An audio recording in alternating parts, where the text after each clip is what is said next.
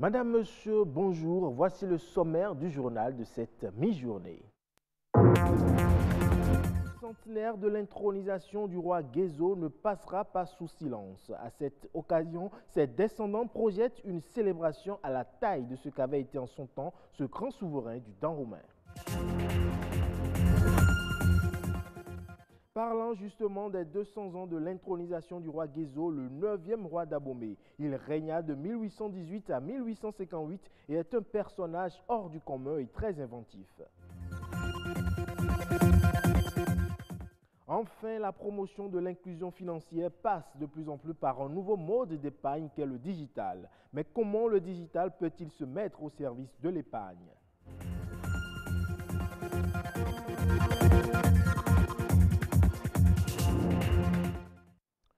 Je le disais dans les titres, 200 ans déjà que le roi Guézo a été sacré roi d'Abomey. Ses arrière-petits-enfants et petits-enfants célèbrent l'événement. Un bicentenaire qui a la spécificité d'être célébré sur 4 années avec au menu plusieurs manifestations. Amitié Sagbidi et Marianne Bossemende ont interrogé le porte-parole du comité d'organisation du bicentenaire. 2018, ça fait 200 ans que Dada Guézo est monté sur le trône de Rui Badja dans le temps romain. Et cette année, 200 ans, on a dit qu'il faut marquer l'événement. Et aussi pour appeler les uns et les autres à mieux nous unir. Cette année, 2018, et ça démarre le samedi 3 novembre, et ça va durer 14 jours, à Abomey, à Parakou, à Djougou, à Cotonou, à Ouida et à Porto Novo. D'abord, cette année 2018, nous démarrons les manifestations du bicentenaire le samedi 3 novembre à Abomey, sous la présidence effective du chef de l'État, le président Patrice Talon. Et l'année prochaine, 2019, ce sera le rallye des Amazones, pour rendre hommage à ces dames-là, ces braves dames-là, à Godje, de Dada Guézo. En 2020, ce sera les 60 ans de l'indépendance du Bénin et les 30 ans de notre démocratie. Et le président Patrice Talon a dit qu'il faut mettre le roi Guézo au centre de ces deux grands événements. Et puis 2021, nous allons inaugurer, le chef de l'État l'a dit, tous ces grands musées qui sont en train d'être construits à Porto Novo, à Abomey, à Ouida, à Alada, avec toutes ces ouvertures. Et ensuite, il y aura un grand colloque pour parler du règne, de la vie, de l'œuvre du roi Guézo. Nous avons aussi d'importantes séances théâtrales pour revivre des temps forts du roi Guézo sous son règne qui a duré 40 ans. Et nous convions tout le monde à venir à Abomey. Que vous soyez aboméen ou pas, Dada Guézo, c'est une affaire nationale. Justement, dans le cadre de la célébration de ce bicentenaire du sacre du roi Guézo, où d'ailleurs ses descendants s'attellent à lui rendre un hommage mérité, il importe tout de même de rappeler qui est le roi Guézo et quelles ont été ses réalisations pour le royaume du temps romain. Suivons à nouveau le porte-parole du comité d'organisation. Dada Guézo a fait 40 ans de règne, 1818-1858. Le roi Guézo nous a permis de nous libérer du joug du royaume d'Oyo. Vous savez, le royaume d'Oyo, c'est ce puissant royaume qui est au flanc est du royaume du temps romain, et ils nous ont dominés pendant 110 ans. C'est-à-dire de 1708 sous le roi Agadia à 1818 sous le roi Guézo. Et c'est le roi Guézo qui a mis fin à ce jour, à cette colonisation abominable. Non seulement il a dit qu'il faut une armée forte pour contrer les attaques de tous les adversaires ou ennemis du temps romain, et cela, il a créé une armée, une vraie armée. Et c'est lui aussi qui est à l'origine de la création des Agodje, c'est-à-dire les Amazones. C'est le roi Guézo qui leur a donné le nom d'Agodje, c'est-à-dire des femmes combattantes, guerrières, capables d'attaquer tout ennemi et de défendre le temps romain et son souverain. Le roi Guézo aussi est à l'origine du développement de l'agriculture. Quand on parle du gombo lisse, de la tomate, du manioc, du taro, du néré, du manioc, de l'arachide, sans parler du palmier à huile et du coton. Quand un enfant doit naître, les parents de l'enfant savent qu'ils doivent planter d'abord un palmier à huile. Et l'enfant va se reconnaître à travers le palmier et grandir avec le palmier à huile. Et quiconque coupe un palmier à huile dans le Dahomey est passible de la peine de mort.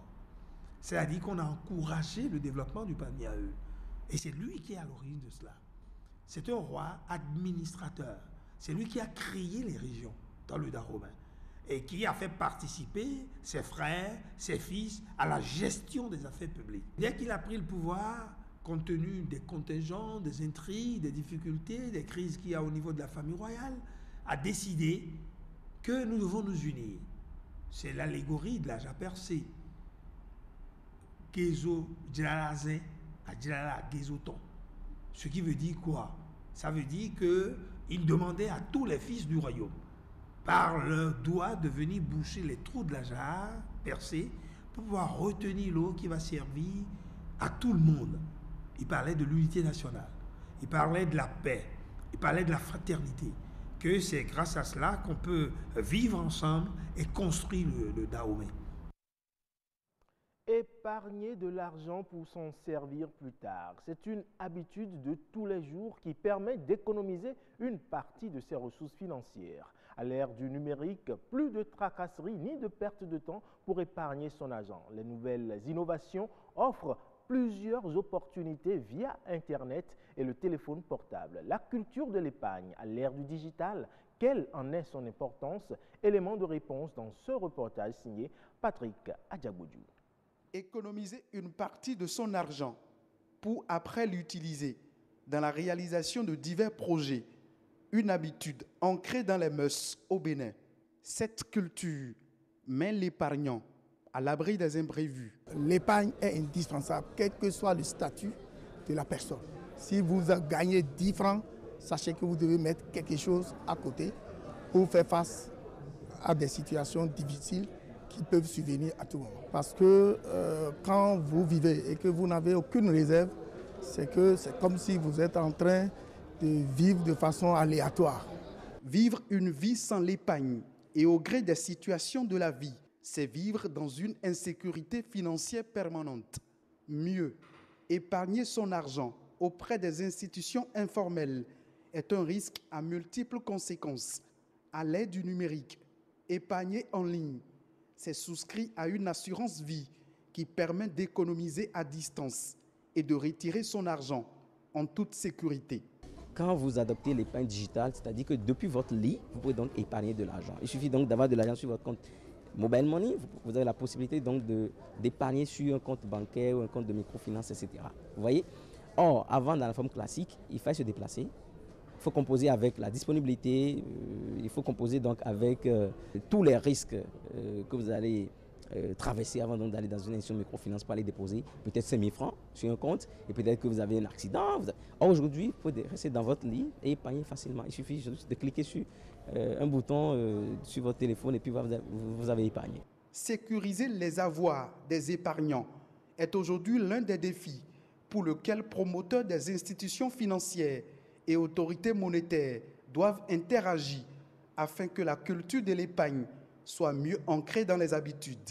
Il y a beaucoup de structures informelles et ces structures constituent vraiment un grand danger pour les populations par rapport à leur épargne. Le défi, c'est de tout faire pour que l'épargne des populations soit sécurisée. 2018, c'est une première au Bénin.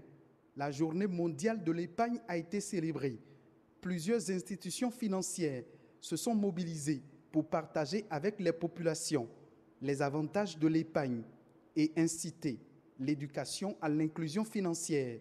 Aujourd'hui, nous travaillons beaucoup à ça parce que nous estimons que les populations ne peuvent pas adopter des services nouveaux, des services innovants, sans avoir été préalablement formés à ça. Et donc, pour nous, c'est d'abord de faire de l'éducation financière pour attirer l'attention des populations sur la nécessité donc de bénéficier de services financiers de façon formelle, et après maintenant de pouvoir utiliser les canaux numériques pour faciliter donc l'accès à ces services financiers. Éduquer les populations à faible pouvoir d'achat à la culture de l'épargne, c'est la mission que s'est assignée plusieurs institutions financières et bancaires formelles pour que économiser soit une habitude de tous les jours.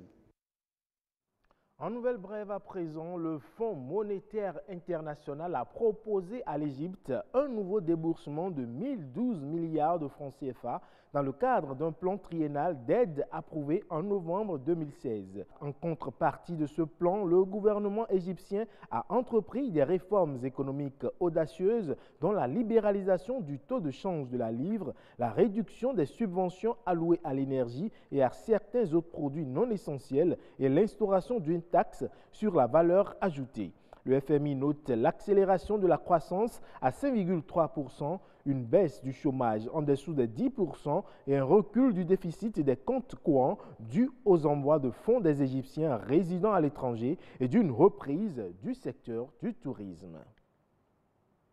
Environ 1200 entreprises sont attendues à la 7e édition du Salon international de l'entreprise, de la petite et moyenne entreprise et du partenariat qui se déroulera du 16 au 24 février 2019 à Yaoundé. Au menu de cette rencontre, 6 thématiques ont été retenues par le comité d'organisation. Il s'agit entre autres de la nécessité de la veille stratégique et de l'intelligence économique, l'intégration des services numériques dans l'économie, les incitations à l'investissement privé et le climat des affaires et l'énergie au cœur de l'économie. Merci pour votre aimable attention. Retrouvez-moi tout à l'heure à 19h45.